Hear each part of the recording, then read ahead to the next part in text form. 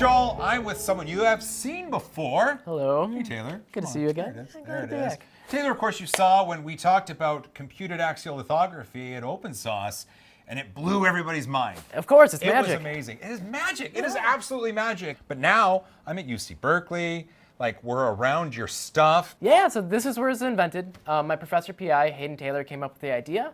And then grad student, Brett Kelly, took it further. He's the one who actually kind of researched into it and published the first original papers. And this is where it all began. This setup right here. This a little bit modified, of course, throughout the years, but 2017, this is the area where computed axial lithography was invented. And by invented, you mean the process of projecting the light, or the invention of the material it goes into, or all of it? I mean, all of it. Like, that's the cool thing about the process and kind of how new it is we had to reinvent, like, all the little things. We had to reinvent the materials, our projections, our hardware setups. Like, it's all brand new and all done right here. So we'll start with kind of the optics setup here. And this is somewhat the simplest part of Cal. So right, again, the simplest part. We have our projector right here, and it's just, this used to be an old, actually, movie theater projector, I believe. It is a projector. It's just a projector. Like literally a projector. Yeah, just a projector. Okay. And then it was switched out to just project with 4 or 5 nanometer wavelength light, which is just blue light, because that's what our material reacts to. Well, and everybody out there who does resin 3D printing might be familiar with that, because a lot of the consumer grade resin printers use 405 nanometer curing resin. Correct. It's very common to use that. And then we just have our way to rotate our vial again, our rotation part, and then we stick it in there and it goes down and it rotates, and that's it. That's the kind of hardware setup. Okay, but you also guys had to magic yourself some goo. The goo and the software are probably some of the two bigger things. This is really photoreactive, and so we only have a couple minutes, so let's go quick. Yeah, so there's only 2 components of it. So it's actually chemically simpler than SLA, which is kind of fascinating. So we have 2 components in here. We have what's called our monomer, and that's really your building plastic. So that's, in this case, it's UDMA.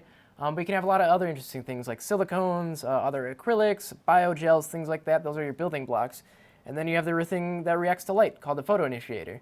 And what happens when the photoinitiator kind of gets hit by that 4 or 5 nanometer wavelength light, it starts connecting those monomer dots and forming chains. It forms polymer chains. Now that we have our kind of optics or hardware, we have our material, and now where a lot of the magic comes in and a lot of the core parts of Cal is the projection software, all the computation that we use to make those images that we project through it.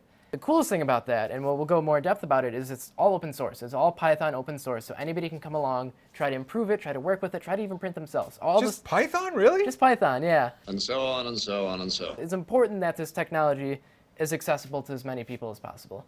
Can we print something? Okay, yes. Okay. First step, what? First step is we're going to make those projections, those key projections. So that open source software, we download it, we install it, and then we grab whatever model we want to. Then we put that model into the software, and what it's going to do is basically first voxelize it. So you may be familiar with like pixels, or, STLs. Voxel is basically a 3D pixel. So you have your X, Y, and Z. So we put it into little cubes, and then we put it through this optimization software. And what that does is it simulates our printer. Like if this were to be theoretical, it like shines our dosage through it theoretically. Dosage being? Light. Dosage being light. The amount of light, right? Yes. Okay. And then we kind of see like roughly like what would be the dose distribution, how would our part form, and then we compare that to the original, and basically we can optimize that, comparing them back and forth, being like, oh, we need to adjust this a little bit, this a little bit. Oh, it's optimizing at that level. It's optimizing at the level. There's That's a cool. lot of research just done about that optimization. It's a really important part of the process. Now that the software is ready and done, what's the next step? Awesome. So we take our vials of goop that I always have, pocket. it's always handy on me, and then we just put it right into the machine. So we have a little gripper here. So again, there's not really many components physically of the machine. So What's the box for? So the box is a fluid that has the same refractive index of the glass. That's to get rid of the curved effect of the glass so it doesn't like refract light in weird ways. Yeah. Makes the glass disappear. I've seen those videos. Yes. Okay, cool. But now we're using it for science. For science. And then I lower it down into the machine. Oh, look at that. This is called the shadow graph. So basically we're just seeing the shadow of anything we're going to print, and it looks very cool. Okay. And then we start rotating. So we have our goop, we have a rotation, and then the second I kind of remove it, it's going to start making that part. The light's going through that vial right now, matching that rotation rate, using all those special images and projections that we created, and it's all coming together to form these parts. What part are we printing? We're printing our kind of mascot of the lab, the thinker. Oh, sweet. Yes. So then by calibration, you mean power of the light, correct? Correct. So it's the calibration of how much power. So this is just, again, a movie projector, but we put a special LED in here, and we need to know how much power is going to go through there. And this is pretty powerful. I wouldn't look at it directly with your eyes if it was printing. One of those kind of powerful things. One of those powerful ones. It's a powerful projector.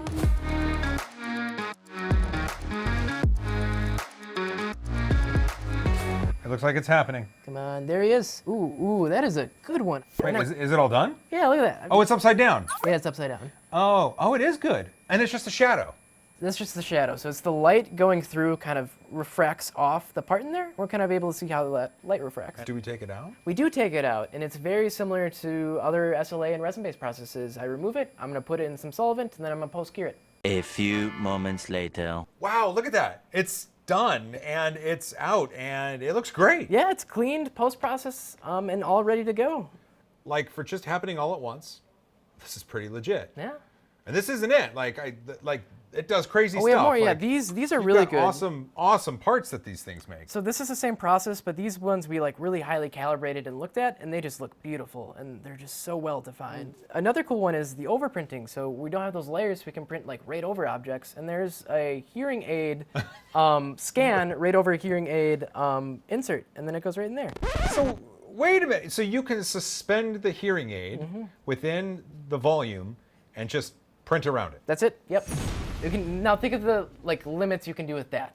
All the different things you can print over with what we call overprinting. And then we have our little metal print, our full copper. Here, let me trade you. backbone. Here, Yeah. take the tiny thinker, your child. Take our child, put him right there. Ooh, that is tiny. But that is a metal arrow? That's a Cal copper dog bone. Wow. All these parts are just all Cal, which is just crazy what it can all do. Just all these different things, one machine. This is amazing, dude. I'm so happy we came down. And I know in like 12, 24 months time, you're going to be like, hey, Joel, hey, David, come see this new cool thing that we just invented. It's going to happen. There's tons of cool things happening right now that aren't quite ready to show, but yes, it's just moving so fast, so many cool concepts and ideas and new people coming in. There will be constantly new cool things to show off. Well, for all the stuff that you can talk about that is public, look to them right there and let them know where they can go to find out more. Yeah, so we have our GitHub, which has all our open source software. We're going to have a Discord, which will be used for the open source community. So if you want to talk to us more about the concepts, contribute, learn, that'll be a great place to go. And then otherwise, we will have a ton of different research papers, videos like this, just other great ways to learn about the cool science we do and to make it as accessible as possible. Oh, I love it. Links down below, obviously. Taylor, Yes. super amounts of fun here. Thanks for making it this far on this journey. If you did, you are awesome. Don't forget to hug each other more. Fight for a cause you believe in. And how should they print things? All at once. Print things all at once. And as always, high five. Oh, man. Got some good ones today. Crisp.